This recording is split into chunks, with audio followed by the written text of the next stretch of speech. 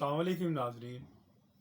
कल की नशिस्त में हमने इंसानी हकूक़ के सफ़र की इब्तदा की थी और मैंने ये अर्ज़ किया था कि इंसानी हकूक़ का जो सफ़र है वो अंबिया अलैहिस्सलाम के साथ शुरू हुआ और फिर हज़रत सल्लल्लाहु अलैहि वसल्लम का जो पीरियड है वहाँ पे आपके ख़त्म होता है। ये एक डिवाइन सोर्स है जिससे हमें इंसानी हकूक़ का शऊर मिलता है। और फिर खुतबा हिज्जतुल वदा जो कि एक आलमी चार्टर है इंसानी हकूक़ का, और सबसे बड़ा मैं उसको चार्टर समझता हूँ इंसानी हकूक़ का, जिससे फिर तमाम हकूक़ निकले और जिसको फिर वेस्ट ने फॉलो किया। तो डिवाइन सोर्स से हम खुतबुल हिज्जतुल वदा के ऊपर आए और खुतबुल हिज्जतुल वदा से फिर हम मैग्ना कार्टा पे आए।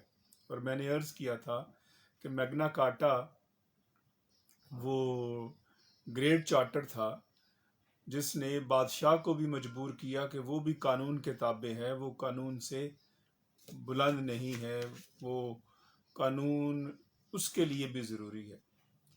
आज की नशिस्त में हम मैग्ना कार्टा से सफ़र करते हुए आज के जो दौरे जदीद है वहाँ तक हम पहुँचेंगे।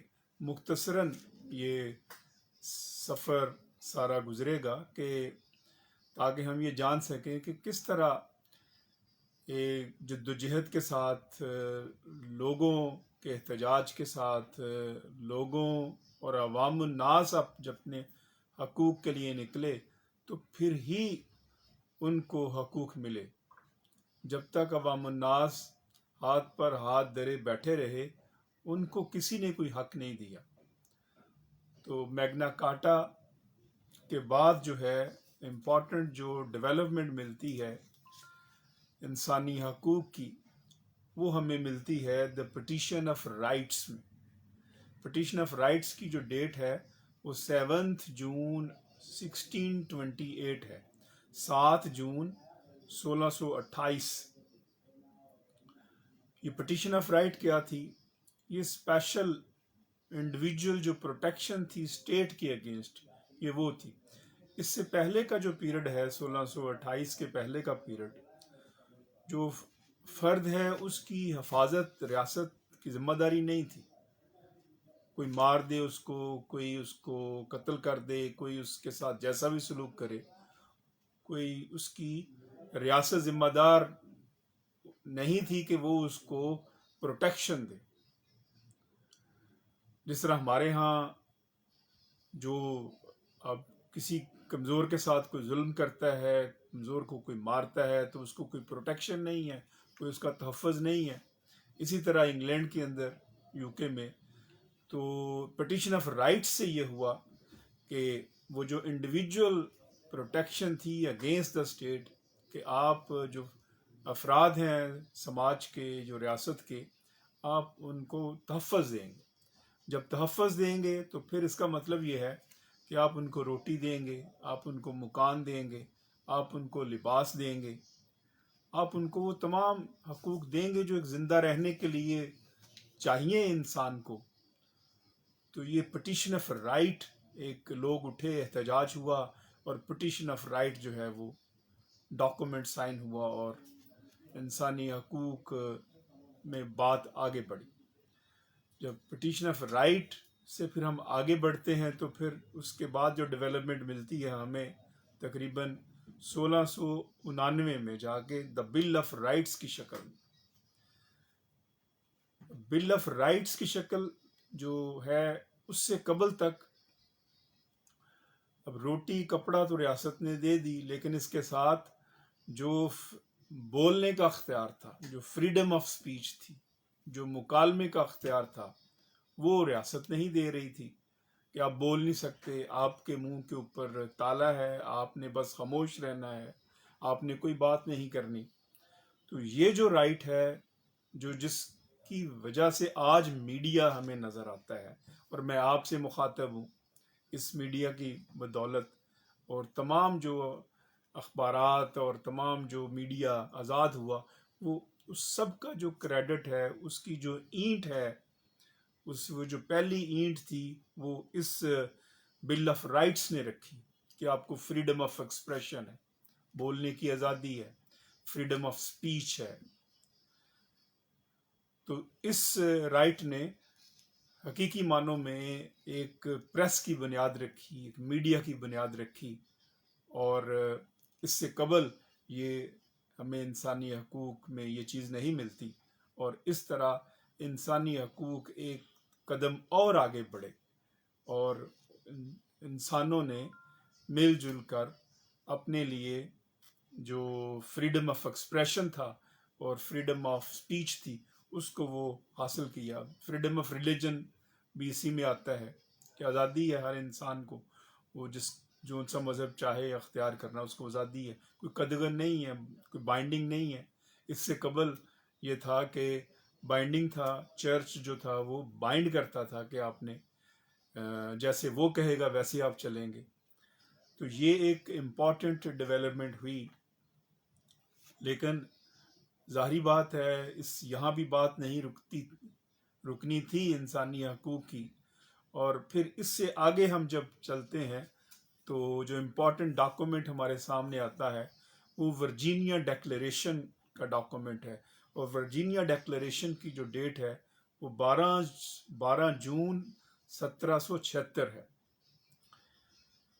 اب ورجینیا ڈیکلیریشن میں کیا ہے کہ نوبلٹی جو ہے وہ امریکہ میں وہ 1% جو اشرافیہ ہے وہ ایک طرف ہے، اور باقی 99% جو عوام ہے وہ ایک طرف ہے. اسی طرح ہمارے ملک کے اندر ایک طرف آپ کو کرپٹ سیاسی اشرافیہ کے لوگ ملیں گے، کرپٹ سیاستدان جو چند 100 کے قریب ہوں گے، اور جو 99% ہیں وہ عوام ہیں، غریب ہیں، مفقوق الحال ہیں، غربت کا شکار ہے، مہنگائی کا شکار ہے. اسی طرح امریکہ کے اندر یہ تھا کہ وہ جو 99% تھے ان کا کوئی پرسان حال نہیں تھا. وہ جو 99% تھے وہ اپنے احتجاج کے لیے، اپنے حق کے لیے نکلے. جب وہ اپنے حق کے لیے نکلے تو پھر اس صورت میں وہ جو 1% تھا، پھر ان کو خیال آیا ان کا کہ بھئی ہاں ان کو ہم نے حق نہیں دیا تو پھر یہ بری بات ہے، اور یہ پھر ہمارا اپنا وجود ختم ہو جائے گا. جب وہ 1% اشرافیہ کو یہ خطرہ لاحق ہوا کہ 99% جو لوگ ہیں وہ ان کا وجود ختم کر دیں گے، تو پھر ورجینیا ڈیکلیریشن ہوتا ہے. اور ورجینیا ڈیکلیریشن میں پھر یہ ڈکلیئر کیا جاتا ہے کہ تمام انسان برابر ہیں.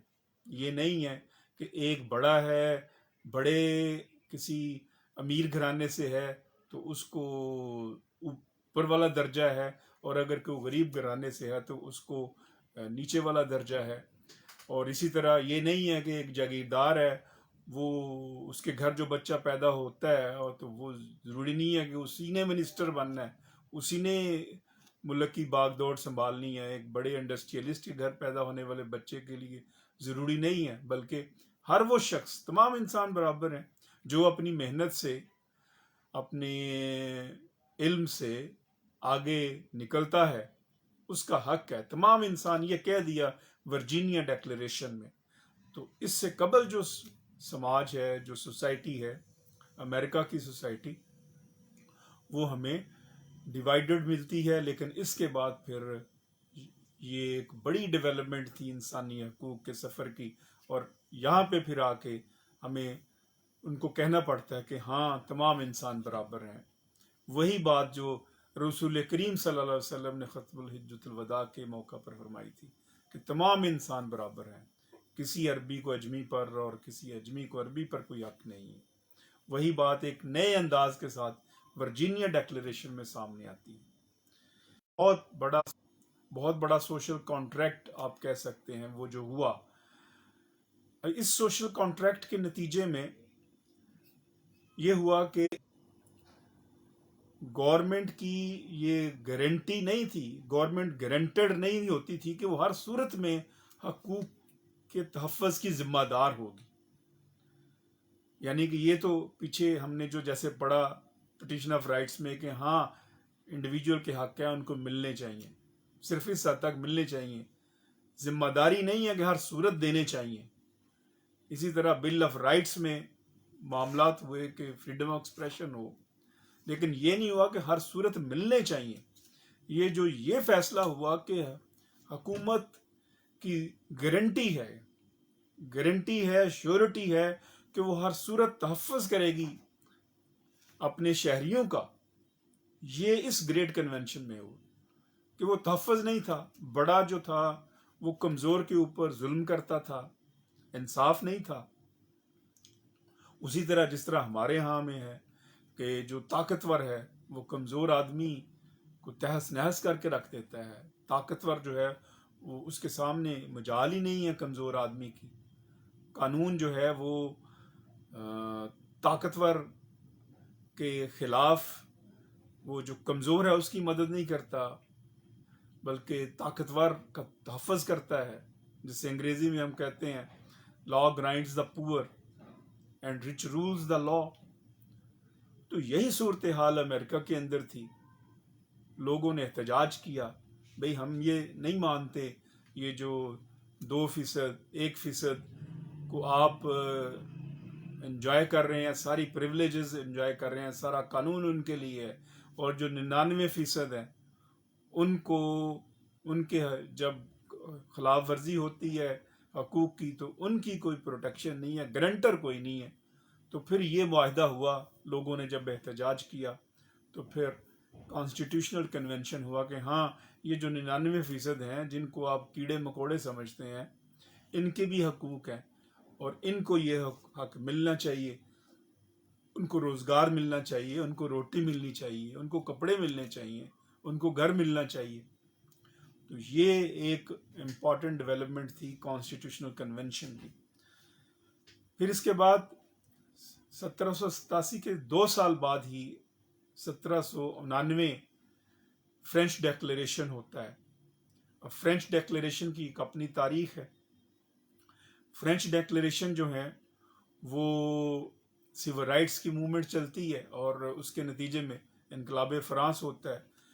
اور وہ جو حقوق جو کہ 1% کرپٹ سیاسی لوگوں نے، جس طرح ہمارے ہاں کرپٹ سیاستدانوں نے عوام کے دبائے ہوئے ہیں اور چھینے ہوئے ہیں، اس کے خلاف لوگ جو ہیں وہ اپنا حق لینے کے لیے نکلتے ہیں، اپنے حق کے لیے احتجاج کرتے ہیں، اپنے حق کے لیے اٹھتے ہیں، باہر نکلتے ہیں.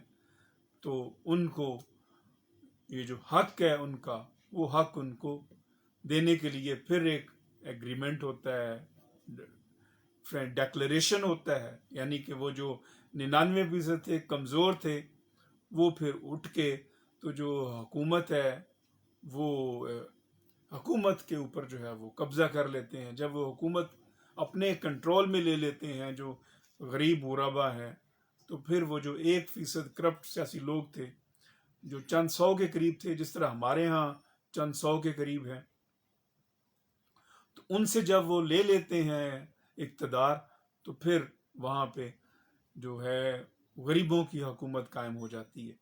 اور جب غریبوں کی حکومت قائم ہوتی ہے تو پھر ان کو کھانا بھی ملتا ہے، ان کو روٹی کا مسئلہ بھی حل ہوتا ہے، ان کو کپڑوں کا مسئلہ بھی حل ہوتا ہے، ان کو رہائش کا مسئلہ بھی حل ہوتا ہے. ان کو ان کے جو تمام مسائل ہیں، وہ تمام مسائل جو کہ وہ 1% اشرافیہ کو حل کرنے چاہیے تھے، جو وہ نہیں کر رہی تھی، جب حکومت ان کے پاس آ جاتی ہے تو وہ اپنے مسائل خود ہی حل کر لیتے ہیں. تو یہ بھی ایک انسانی حقوق کی ایک بڑی ڈیولپمنٹ تھی جو فرینچ ڈیکلیریشن تھا 1799 میں. پھر اس کے بعد تاریخ آگے بڑھتی ہے اور انسانی حقوق کا سفر جو ہے وہ ہمیں پہنچتا پہنچتا جو رشین ریولوشن ہے، declaration of the rights of the people of Russia, وہاں پہ ہمیں ملتا ہے. اس کی ڈیٹ ہے 15 نومبر 1917. وہی حال تھے کہ بے روزگاری تھی، خواتین جو ورکرز تھیں ان کے ساتھ بیگار لیا جاتا تھا اور ان کو پیسے نہیں ملتے تھے، ان کے ساتھ ناروا سلوک ہوتا تھا. جو عام لوگ تھے ان کو کوئی پوچھنے والا نہیں تھا. جس طرح ہمارے ہاں جو 1% کرپٹ سیاستدان ہیں ان کو کوئی غرض نہیں ہے کوئی بھوک سے مرے، ان کو کوئی غرض نہیں ہے کوئی علاج کے بغیر ایڑیاں رگڑ رگڑ کر مر جائے، ان کو کوئی غرض نہیں ہے غریب کا بچہ جو ہے وہ اسکول نہ جا سکے، ان کو اس سے کوئی غرض نہیں ہے۔ ان کو غرض ہے وہ جو 1% کرپٹ سیاستدان ہے تو صرف اپنی ذات سے ہے کہ انہیں کوئی نہ پوچھے، وہ چور بازاری کریں، وہ عیاشی کریں، وہ غریبوں کے اوپر جو ہے وہ عیاشی کے محل کھڑے کریں، غریبوں کا خون چوسیں، لیکن ان کو کوئی نہ پوچھے۔ یہی حال روس کے اندر تھا، اور اس کے نتیجے میں لوگوں نے احتجاج کیا، بھئی ہمیں آپ کیوں نہیں ہمارا حق دیتے، آپ ہمیں گھر کیوں نہیں دیتے، آپ ہمیں روٹی کیوں نہیں دیتے، ہمیں بے روزگاری کیوں دی ہوئی ہے، ہمیں روزگار کیوں نہیں دیتے۔ تو جب وہ جتنے بے روزگار تھے انہوں نے جب یہ احتجاج کیا کہ ہمیں بھی روزگار دیں، ہم بھی کام کرنا چاہتے ہیں بادشاہ کے خلاف، تو اس کے نتیجے میں جو ہے وہ انقلاب روس ہوا، اور یہ ڈیکلیریشن ہوا، declaration the rights of the people of Russia, اور پھر وہ تمام حقوق جن سے محروم کیا ہوا تھا لوگوں کو وہ ملتے ہیں۔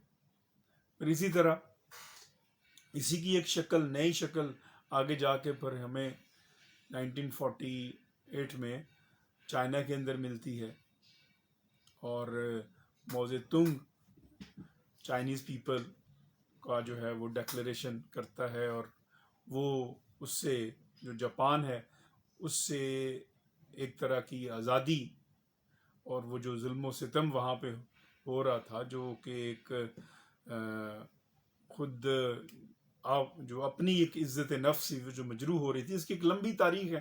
میں الگ الگ بھی ان سب جو میں نے سفر کی کہانی آپ صرف ایک بریف لے کے جا رہا ہوں، اور اس سفر کی کہانی میں یہ جو جتنے پوائنٹس میں نے آپ کے سامنے رکھے ہیں اس پہ میں انشاءاللہ العزیز الگ الگ بھی تفصیلاً ذکر کروں گا، اور الگ ایک بطور سبجیکٹ کے بھی اس کو کوشش کروں گا کور کرنے کی۔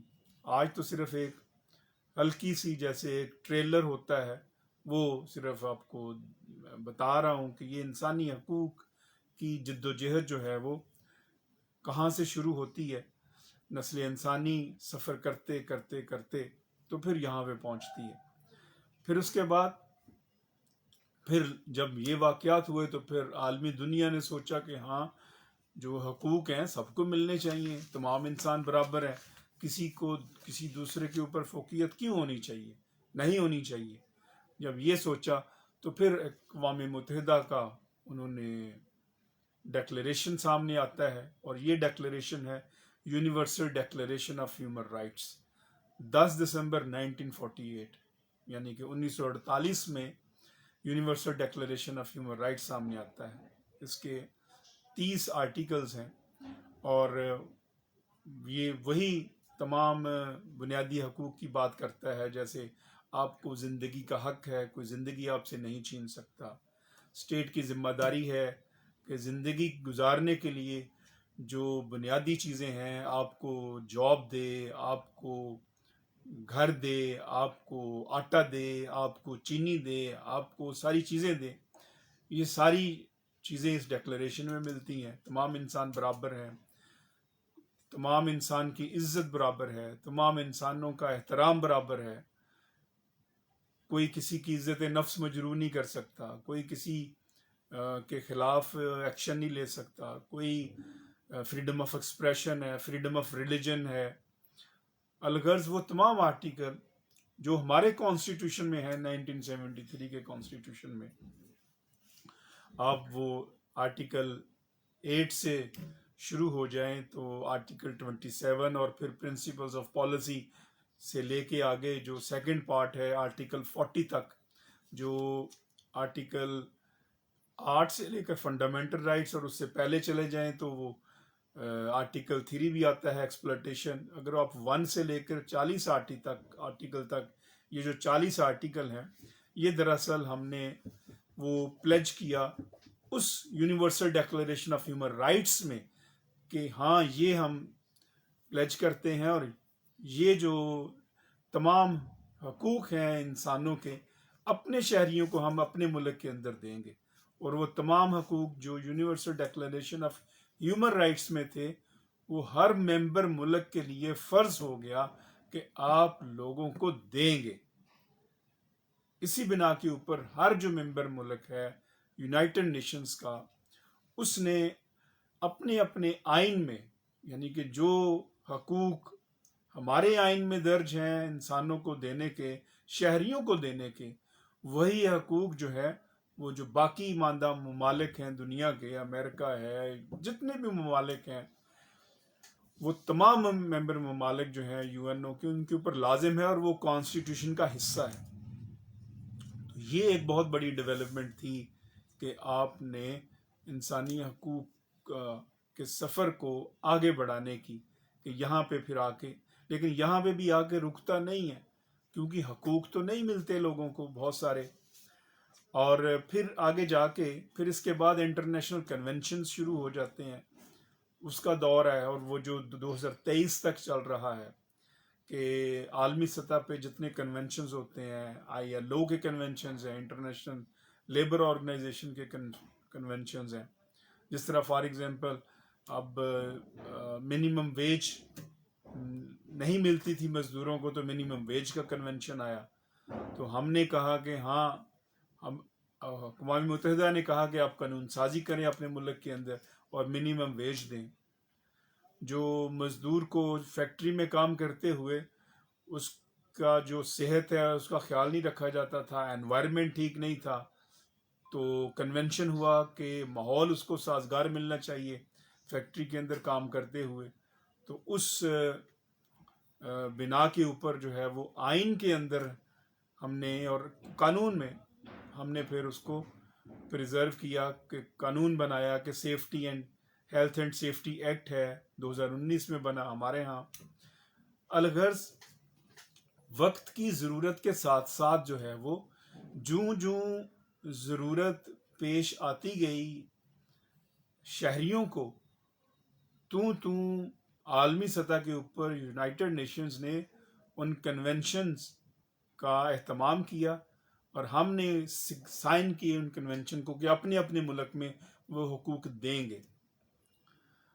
لیکن اب سوال یہ پیدا ہوتا ہے، یہ جو تمام حقوق ہیں کہ تمام انسان برابر ہیں، تمام شہری برابر ہیں، تمام کے لیے تعلیم ہونی چاہیے، تمام کے لیے روزگار ہونا چاہیے، تمام کے لیے گھر ہونے چاہیے، تمام کے لیے جو ہے وہ لباس ہونا چاہیے، ہر ایک کو فریڈم آف سپیچ ہے، یہ حقوق آئین میں تو لکھ دیے اور ڈیکلریشن سے بھی لے کے، لیکن کیا یہ ہمیں ملتے بھی ہیں کہ نہیں ملتے؟ اس سوال کا جب جواب تلاش کریں گے تو جواب نفی میں ملتا ہے کہ 99% جو عوام ہے وہ ان حقوق سے محروم ہے۔ وہ ان حقوق سے کیوں محروم ہے؟ وہ ان حقوق سے اس وجہ سے محروم ہے کہ وہ 1% جو کرپٹ سیاستدان ہیں، جنہوں نے پارلیمنٹ کو یرغمال بنایا ہوا ہے، جنہوں نے پاکستان کے عوام کو یرغمال بنایا ہوا ہے، ان سے آزاد ہونے کی ضرورت ہے، ان سے چھٹکارا پانے کی ضرورت ہے۔ جس دن پاکستانی عوام، 25 کروڑ عوام نے یہ فیصلہ کر لیا کہ یہ چند 100 کرپٹ سیاستدانوں سے انہوں نے آزادی حاصل کرنی ہے، تو پھر اسی دن پاکستان میں عوامی حاکمیت بھی آئے گی، اسی دن پاکستان میں قانون کی حکمرانی بھی ہوگی، اسی دن پاکستان کو حقیقی آزادی بھی ملے گی، اور پھر اسی دن پاکستان ایک خوشحال پاکستان کی طرف سفر شروع کرے گا۔ یہ مختصر سا میں نے انسانی حقوق کے جو سفر کی کہانی ہے وہ آپ کے سامنے رکھی۔ انشاءاللہ العزیز ون بائی ون اس تمام سفر کو ان ڈیٹیل جو ہے وہ بھی میں آپ سے جلد مخاطب ہوں گا۔ اللہ رب العزت سے دعا ہے کہ وہ ہم سب کو پاکستان کی حفاظت کرنے کی توفیق عطا فرمائے، اور ہمیں محب وطن لوگوں کو یہ سوچنے سمجھنے کی توفیق عطا فرمائے کہ پاکستان کے ساتھ کیا ہو رہا ہے، اور ہم جو 25 کروڑ کے قریب جو شہری ہیں وہ بنیادی سہولتوں سے کیوں محروم ہیں۔ پاکستان زندہ باد۔